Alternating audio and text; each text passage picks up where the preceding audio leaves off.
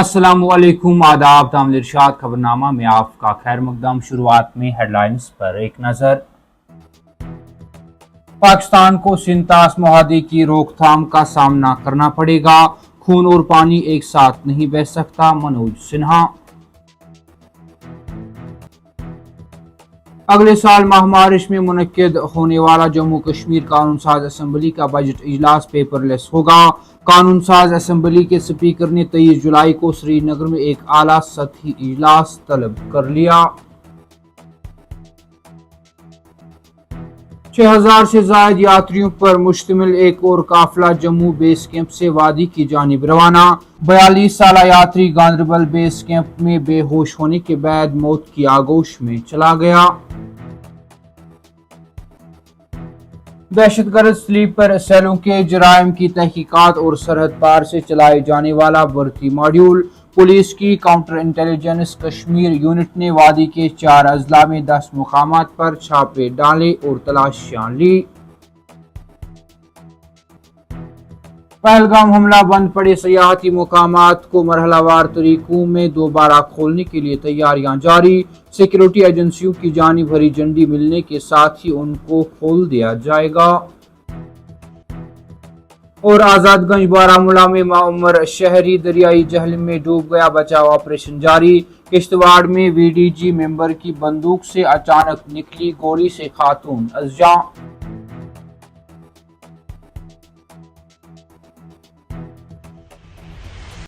अब पेश है इन खबरों की तफसील। इस बात का यादा करते हुए कि खून और पानी एक साथ नहीं बह सकता है और पाकिस्तान के साथ सिंतास मुआहदा में रोकने से आने वाले वक्त में इसकी मईशत मुतासिर होगी, लेफ्टिनेंट गवर्नर मनोज सिन्हा ने कहा कि मैं पहलगाम हमले में मारे जाने वालों को खराज अकीदत पेश करता हूँ। संत कुमार शर्मा की लिखी हुई एक किताब इंडस वाटर ट्रीटी की रिलीज के मौके पर लेफ्टिनेंट गवर्नर मनोज सिन्हा ने पहलगाम हमले में मारे गए लोगों को भी खराज अकीदत पेश किया। उन्होंने कहा कि मैं पहलगाम हमले में मारे जाने वालों को खराज अकीदत पेश करता हूँ। पाकिस्तान की सरपरस्ती में दहशतगर्दों ने हमारे शहरियों को कत्ल किया। ऑपरेशन सिंदूर शुरू हुआ और क्या हुआ सबको मालूम है। इससे पहले वजीर आज़म मोदी ने सिंतास मुआहदा मुअत्तल किया, जो एक तारीखी फैसला था। जैसा कि आप जानते हैं कि इस मुआहदे के बाद भारत को 3 जंगें भी लड़नी पड़ी और भारत कश्मीर में दहशतगर्दी को रोकने में नाकाम रहा। जम्मू कश्मीर कानून साज असम्बली के स्पीकर अब्दुल रहीम राथर ने 23 जुलाई को श्रीनगर में आला सतही एपेक्स कमेटी की मीटिंग बुलाई है, जिसका हदफ अगले बजट इजलास जो आमतौर पर मार्च में मुनक्किद होता है के दौरान ऐवान को पेपरलेस बनाने के लिए हैं। स्पीकर की सरबराही में इस इजलास में हुक्मरान नेशनल कॉन्फ्रेंस के 3 अरकान हैं, 2 बीजेपी से और एक कांग्रेस और पीपल्स डेमोक्रेटिक पार्टी के अलावा 2 सीनियर सरकारी अफसरान भी मौजूद होंगे। हुक्काम ने बताया कि उनका हदफ है कि मार्च 2026 में ऐवान के अगले बजट इजलास तक कानून साज असम्बली के काम को पेपरलेस बनाने के लिए नेवा प्रोजेक्ट को नाफिज किया जाए। उन्होंने कहा कि HLAC की मीटिंग में तमाम पहलुओं को मद्देनजर रखा जाएगा कि इस प्रोजेक्ट के निफाज में किस तरह आगे बढ़ना है। सख्त तरीन हिफाजती इंतजामात के बीच सालाना अमरनाथ यात्रा जारी है।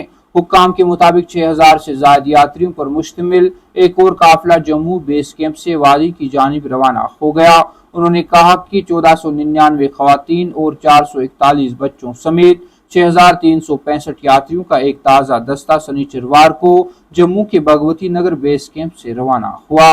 उन्होंने बताया कि यात्री जिनमें 135 साधु और साधुवियां शामिल थी, दिन की अवलीन सातों में सख्त हिफाजती इंतजामात के तहत अलग अलग काफिलों में अनंतनाग में नुनवन, पहलगाम और गांदरबल के बालतल के जुड़वा बेस कैंपों के लिए रवाना हुए। हुक्काम ने बताया कि 3514 यात्री 119 गाड़ियों के काफिले में पहलगाम के लिए रवाना हुए। 92 गाड़ियों में सफर करने वाले 2851 यात्रियों ने बालतल के रास्ते को तरजीह दी। इस दौरान अब तक 2.75 लाख से ज्यादा यात्रियों ने इस गुफा में हाजिरी दी है। इधर इंदौर के एक 42 साल अमरनाथ यात्री की जुम्मे की देर रात गांदरबल जिला के डोमेल बेस कैंप में बेहोश होने के बाद मौत हो गई।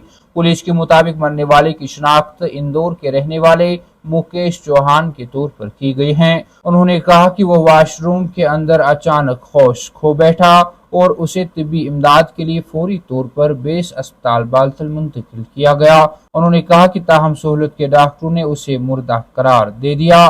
اس کا نوٹس لیا گیا ہے اور حکام کی طرف سے ضروری طبی قانونی کارروائیاں شروع کر دی گئی ہیں۔ دہشت گرد سلیپر سیلوں کے جرائم کی تحقیقات اور سرحد پار سے جیش محمد کے دہشت گرد کمانڈر عبداللہ غازی کے ذریعے ایک بھرتی ماڈیول کے کیس کے سلسلے میں جموں کشمیر پولیس کی کاؤنٹر انٹیلیجنس کشمیر CI کے یونٹ نے وادی کشمیر کے 4 اضلاع میں 10 مقامات پر چھاپے ڈالے۔ پولیس کے مطابق یہ چھاپے پلوامہ میں 1 مقام، گاندربل میں 6 مقامات، سری نگر میں 1 مقام اور بڑگام میں 2 مقامات پر مارے گئے، جس دوران تلاشیاں بھی لی گئی۔ حکام نے بتایا کہ تلاشی کے دوران کیس کی تفتیش پر اثر انداز ہونے والے دستاویزی ثبوتوں اور ڈیجیٹل آلات کی ایک بڑی تعداد کو ضبط کیا گیا۔ انہوں نے کہا کہ اب تک 10 مشتبہ افراد کو حراست میں لیا گیا، جبکہ ڈیٹا کا تجربہ کیا جائے گا اور جو لیڈ سامنے آئیں گی وہ مزید تفتیش کی بنیاد بنیں گی۔ کامل ارشاد خبرنامہ میں آج کے لیے اتنا ہی، کل پھر سے ملاقات ہوگی، تب تک کے لیے اللہ حافظ۔